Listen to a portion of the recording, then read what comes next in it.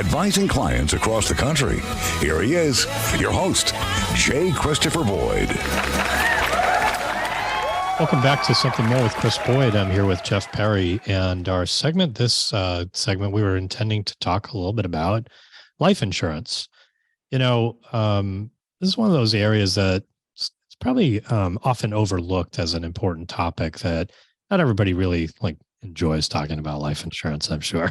You think there's someone that enjoys talking about life insurance? I think there are life insurance salesmen sure. who like talking about life insurance. I was thinking of Ned Brierson or whatever it was, right? Or yeah. Well, it's something that needs to be talked about for sure. And you're right. Some people, when you're talking about your expiration of your life here on Earth, a lot of people have just this barrier, reluctance to sort of a phobia that if I talk about it, it might make it happen. It could be life insurance, it could be estate planning, whatever it is, just which are different, and they avoid it. We're going to also be talking about that shortly. Right. The estate planning topic. We're going to be joined by my brother, attorney Keats Boyd of Boyd and Boyd PC, in a future segment. So with that, yes, I agree that there's a reluctance to talk about it, in part because we don't like to think about our mortality. That doesn't make it less of an issue or financial risk for our loved ones just because we don't want to talk about it. It's actually guaranteed. It's not something that may happen. So avoid, sometimes we avoid things that our mortality. It's not a question of if, it's a question of when. Sometimes we avoid things that might happen thinking, oh, maybe it won't happen. I'm not going to worry about it. Maybe it just won't happen, right? How many times do people tell you, don't worry about that. It might not happen. But this one's going to happen.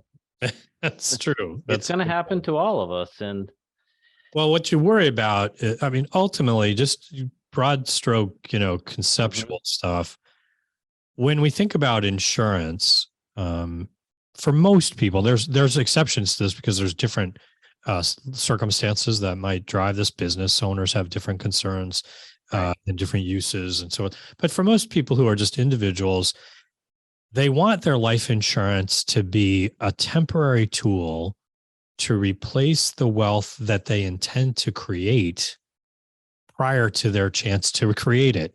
Correct. So if I don't live long enough to create that wealth for my retirement or to pay off my mortgage or put the kids through college or whatever those priorities are, I want to make sure that there's a device, a mechanism that will produce those funds that are needed.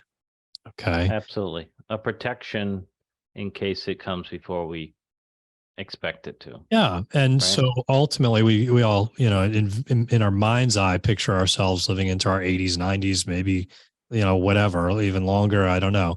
But of course we don't know.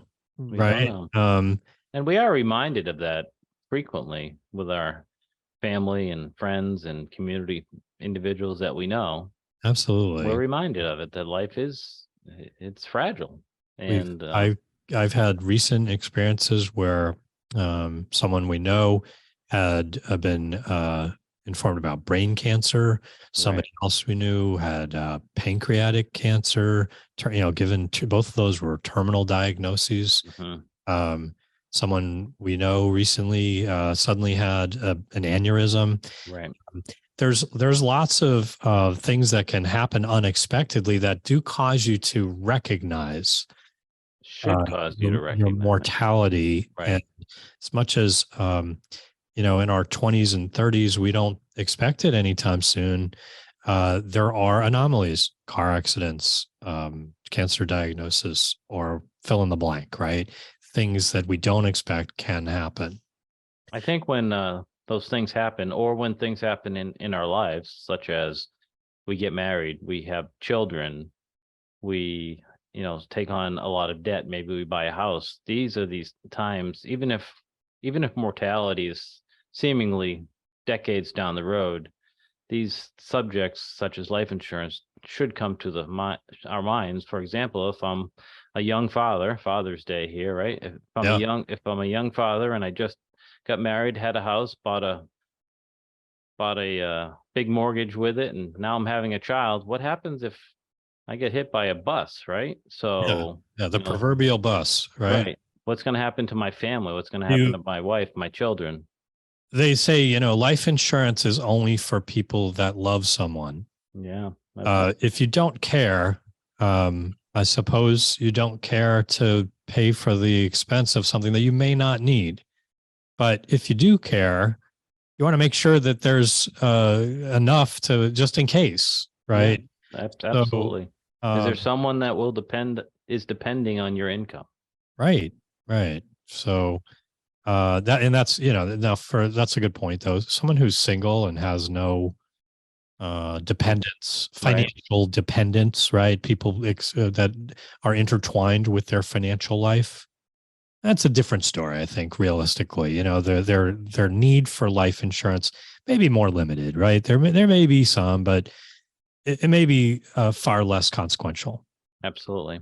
There is Um, when I do hesitate when those examples come up though, and at least ask myself the question or ask the individual the question. You're eligible. So in this given example, say it's a 30-year-old woman who's not married, doesn't have any children, professional woman, and she doesn't need life insurance under kind of this discussion because no one's depending on her. But is it worth getting some type of life insurance while she's physically in good health, while she's able to get life insurance? Good point. Because you can't wait for one of these medical issues to come by. You can't wait to, oh, well, you know what? I have heart disease now. I have diabetes now. Oh, I just had a stroke now. Maybe my life is, the end of my life is closer than I thought. Let's go get life insurance. No, you're That's absolutely right. that could be a disqualifying event for you to get life insurance, or at least life insurance that is affordable. Yeah, or has a meaningful coverage. Right. So that's a really great point. That this is underwritten, and it's underwritten both relating to health and financial capacity. Right? Is there actually a need? Right. We were recently helping a client, really a friend, who recently had a baby. And said, "Oh, you should get some insurance." I still have my insurance license, so outside of our work as an investment advisor, on occasion I'll do this kind of thing, help someone with an insurance policy. So first thing was he was very busy with his work after being out from paternity leave or whatever, and then he was back to the grind, running around. It's like, you got to make time for this. He'd been putting it off and putting it off. Very common. Yeah, exactly. So suddenly he says, "Oh, I'm going on a trip." Like it's like, so he's taking a plane ride. He and his wife are going to be on a plane. So now he feels like something. Now he's like, "Oh, I really should have this in place." Like, what if the plane goes down, kind of thing. So he's like, "Can we get this done?" So when's the plane of trip? course, Friday. we've been like, "Hurry up!" It's hurry up. What's that? And the trip's Friday. Yeah, that's exactly what it was. We were talking on like a Tuesday, and he's like, "Oh, by the way, can we get this done? I've got the trip on Friday." Of course, that's not exactly how it works. Right. It takes time. So there was, in this case, we were getting a sizable amount of insurance because he had a sizable income, and the question. So there's the underwriters were like sending an inquiry saying, well, just justify that because that's a sizable amount. How'd you come up with that amount? Yeah, that kind of thing. Why? So in any case, that's an actually good question to go off on. Next is, how much do I need? Right. So you get someone who's in a position where they realize that they need some life insurance, they need some protection. What's your best advice, and how do you start the process of how much life insurance do I need? You see all these TV ads, which I laugh at, but then I realize people are falling for them, where they're saying, you can pay $10 a month, and it's very transparent. If you read the bottom of the screen, that gives you $10,000 of life insurance, which is almost enough to bury you, right? I mean, that's so. Where do you start with a client And Yeah, when I mean, so what you're referring to on TV, those are often policies that are guaranteed issued. They don't even do right, the health underwriting that we didn't really get to talk about, but we'll come back to that maybe. But these aren't necessarily guaranteed issue for most policies, but a small policy like that, oftentimes they do have a guaranteed issue, and you have to live 3 years or something to really exclusion period, yeah, get the full benefit. But they're modest in size, and they don't really do a lot. It's really, as you said, really intended for burial kinds of things. And the rate per $1,000 of coverage is relatively high. pretty high, yeah. But because it's a modest amount, it doesn't feel all that high. I guess my point is, just because you have life insurance doesn't mean you have enough life insurance. Okay, I'm following you. Yeah. So, the question of how do you determine what's the right amount of coverage? I would say that it's involved. There's multiple ways to think about it, but let me go through a couple of them. Okay. The best way, I think, is in the context of a financial plan, Right. to say, what's my financial plan look like? What's our game plan? How's this going to play out over time? And of course, the reality is it's going to change and it's going to evolve, and your income will change, your house will change. Like, all these dynamics will be in flux, right? But you're starting at a point where you say, this is what we're thinking it's going to be, right? So you got sort of a game plan. And you could look at that and say, okay, that's what we envision. But what if I die? How do I need to create an equivalent amount? And that could give you a flavor for how to do that. Right. Okay. So that's probably the best way, because it's going to give you context and it's going to account for various aspects of your circumstances. More often than not, when we're buying insurance, though, we do it in a more of a thumbnail sketch kind of a planning way, kind of break it down a little bit easier. You hit the nail on the head when you were talking about it. I got a mortgage. Oh, well, how much is the mortgage? Well, I want that paid off. Well, that I need at least that, right? Right. Do you want to send the kids to college? Yeah. What's that cost? Well, it's going to cost a lot more then, Right. Well, let's account for that number, right? We come up with a computation to account for college. Do you guys stay home, or does one of you stay home, or do you have childcare? Right. Oh, well, we have childcare. Oh, well, what's that cost? We got to account for some of that, to be available for, things like that. People will itemize final expenses. I've got student debt. I want to get rid of my student loans. So you tally up all these debts, really, and potential costs is what most people think about as one way to do that. Yep. And that can be a little easier than the way, in terms of the number I'm going to tend to gravitate toward.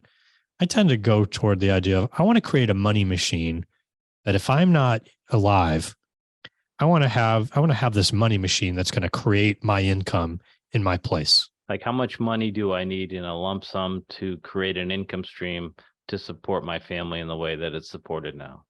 Yeah. So Right. Just for easy math, I make $100,000, Yep. whatever it is. Yep. It should be easy to do the math. All right. Well, what's it take for me to have a machine, a money machine, a lump sum of money, Right. that's going to spit out $100,000? Yep. All right. Well, what do you think you can make on your rate of return? Well, today I can buy a money market. It's going to get me close to 5%. Right. So now we just in reality, that's going to change, and maybe but let's use that number just for easy math. Oh, 5%. If I had $2 million, I could spit out $100,000 a year. Right. Okay. I can take the number I need, divide by the interest rate I want to assume. Now, in reality, I'd probably want to assume something smaller, because there's going to be inflation and I want to have it keep up. Maybe some capital requirements for people to withdraw some of that. And exactly. So I want to have a little bit extra, but I'm going to plan for, though, maybe it'll dwindle over time, because, we're going to take money out for college, and that'll draw down the principal a little bit. Or Right. we're going to have these, I want to pay off the mortgage right away because it's going to give me peace of mind. Okay, fine. You follow my point, but I do. those may reduce my cash flow, demands in the case of the mortgage as well. So, um, I think there's, that notion of let's create a lump sum of money. Now, some people would argue, well, you don't need the whole amount. You don't need the 2 million because, over time you could use up the principal instead of trying to keep it preserved. Right. Also possible, but I'd like to try to have it preserved. And then it's a safety valve if I need money for the unexpected. Then in the meantime, mom or dad, whoever this is about, they maybe they either stay home or then they go back to work, or maybe they're working the whole time. So they'll be growing their wealth through their retirement plans and so forth and so on over time, that they can maybe complement as this gets used up in various ways to create their own wealth again, know? Yep. So, I think those are the big ones. Itemize what are the costs we'd have to pay for, or, I call it the money machine, but the idea of having a lump sum that can spin out an income that would replace the income that we're trying to replace. The thing that doesn't account for is, if you're 30 years old and you're making 100,000 in my example, right? What's your future earning capacity? What's the future income potential? You're going to have a rising prospects over time. That's even, if you're that age and you're making that kind of money, you're going to have a lot of opportunity to make more. Right. And that brings us to another. So that's one thing that sometimes people want to say, maybe we should account for a little bit more because of the future possibilities. Sometimes people think about, I want to have enough to pay off the mortgage. But what they don't always think about is we're in this house today, but you know what? We'll probably be in a different house tomorrow. And do you think that'll be a bigger house or a smaller house? Oh, it might be a bigger house. Oh, will there be a bigger mortgage or a smaller mortgage? Oh, it might be a bigger mortgage initially. You might need more, is what I'm driving at, when you're in that early stages, that it's okay maybe to think about trying to justify, hey, I might want to be a little overinsured, because particularly when you're younger, the cost is really inexpensive. Right. And the cost of increasing your quote. So I guess we should maybe talk about what types of life insurance. There's different types of life insurance, but generally speaking, when you're buying term life insurance, and we'll go kind of backwards in a minute, but sure. If you're buying term life insurance, the difference between $1 million and $2 million is not double for the coverage, right? Good point. It's to go up in coverage. It's more, but it's not, it's not quite double. There's proportionate, right? There's a policy constant, essentially. There's a portion of the policy that's a fixed cost. You're going to have, no matter what the size, you're going to have a certain amount of fixed cost. Right. And then there's the rate per thousand. And, if you have multiple thousands, it's going to be more, but sometimes that rate gets diminished as you buy, you buy in bulk, that kind of thing. Yep. So, it can be that you get a little bit more for your money, so to speak, I don't know if you want to go back to the underwriting standards that I took you away from, but it also depends on the underwriting, meaning your medical condition, on the rate that you get. Yeah, sure. That's a good idea. Let's just, before we move on to thinking about types and all that, insurance is something that's underwritten. Now, this isn't like health insurance in Massachusetts where it's guaranteed. You can move from this product to that product and all that. Life insurance doesn't work that way. You have to be healthy enough to obtain it. Essentially, what the insurance company is doing is they're looking at your health to say, what's the probability, the statistical probability, and they don't know you. It's not personal. They're just looking at what are your ailments, what are your health conditions, and what does that imply for a probable life expectancy. This is what those actuaries do. Statistical data. Right. It's all statistical data. Right. And so they lump you into a category based on various health criteria. And they try to make some assessment of what does that imply for longevity. Yeah. How many people in your category are going to pass away in any given year or in any 20-year period? Very good. And so they take that data and they say, okay, well, let's pad it a little bit. Let's have some money for various costs that we're going to have. And okay, then that's how much we'll figure out, divide it by however much we're doing the term or whatever it is, right? Right. So they've got sort of a probable, and it's a law of large numbers. Mm-hmm. They know that if they had insure enough people, the probabilities are they're going to be pretty accurate. Right. Now things can change. Oh, there's a pandemic, or something. So they have to pad the numbers a little bit to make sure that they don't have an unexpected shortfall, right? But they also want their pencil to be sharp so that they can get the business. They want to be competitive. And of course, there's insurance companies don't just retain all the risks themselves. A lot of times they reinsure, they spread it among other companies, that kind of thing. But so that's how they make sure. But the idea is this law of large numbers. So they do enough of them, they got a pretty good sense of what's going to happen.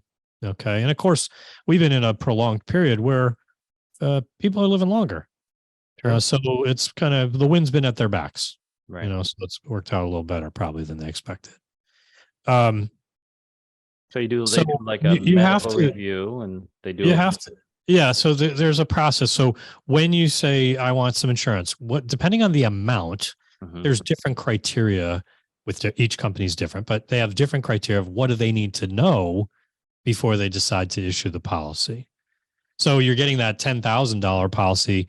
Maybe they don't ask you anything other than a couple of quick questions. Right. They don't do any rigorous underwriting. They don't spend the time and energy. But they're charging you a higher cost per thousand. When it comes to you getting $500,000, it might be relatively straightforward. They ask some questions. Maybe they have you give a urine or blood specimen or something like that. And if you answer the question with some details of a problem of some kind, well, maybe they'll have to write to your doctor to get a little more clarification. Well, what's going on there? Yep. But they don't necessarily go into great depth. When you get more sizable insurance, they might say, well, we want the blood specimen and such, just to make sure, nothing's going on that they didn't expect, but also, maybe they do an EKG or I don't know what the right terminology is. But they do something to measure your heart rhythm and do you have a good heart? They might look at other aspects of your health a little more rigorously. So in any case, you get the gist that different. Now, can someone who has health issues still get insurance? Generally, yeah. Because some people think the answer is no if they have diabetes or high blood pressure. It depends, right? If clearly there's a concern for your mortality, not likely. The person I mentioned who's diagnosed with terminal brain cancer, no, obviously not. Right. But if you have hypertension, diabetes, issues, manageable conditions. Right. It doesn't necessarily mean you can't get insured. Sometimes people have issues that might be more about their morbidity, how healthy they'll be while they're alive, or their mobility or things like that. But it doesn't necessarily imply that they're going to die sooner. But so they might pay a little higher rate, though. They may, depending on those details, because sometimes sometimes those are related to other, oftentimes like someone's mobility might be related to obesity as an example. And, well, that's likely to imply other, I got hypertension and I got, whatever it might be. And so sometimes these can be a multiple of things that kind of start to accumulate and they say, okay, well, this might be, impact their probabilities of, mortality expectations. So, in any case, it's every situation is a little different, but there are situations though where people are not insurable. And to your earlier point, while you're healthy, while you are in great condition, sometimes it can make sense to get that insurance, even if your needs are more limited in terms of I I'm not married today, but I think I will be, I'm in good health. I have a mortgage. I'm thinking, you have some Right. intentionality about this. Okay, maybe there's some rationale to say, oh, let's get it while you're healthy, kind of thing. But let's transition to the types of insurance, because that also can affect how the insurance company thinks about their underwriting. Whether it's term insurance or whether it's a permanent insurance, there can be different underwriting criteria for different kinds of products. And certainly affects cost tremendously. Yeah, absolutely. And there's different ways to look at this: cost over the long term, cost out of pocket. Some products do have a cash value component to them. Broadly speaking, whole life, sometimes called ordinary life, universal life. There's universal index. There's universal variable. Universal. There's variable. These have different investment components, different kinds of product designs. Okay. But all of these that I just kind of rattled through have an aspect of them that they have a cash value component, where through various mechanisms, the internal structures of how they go about it, they charge you more than they need to for the mortality at risk. Term insurance is really death insurance, right? Right. If I die, there's a payout.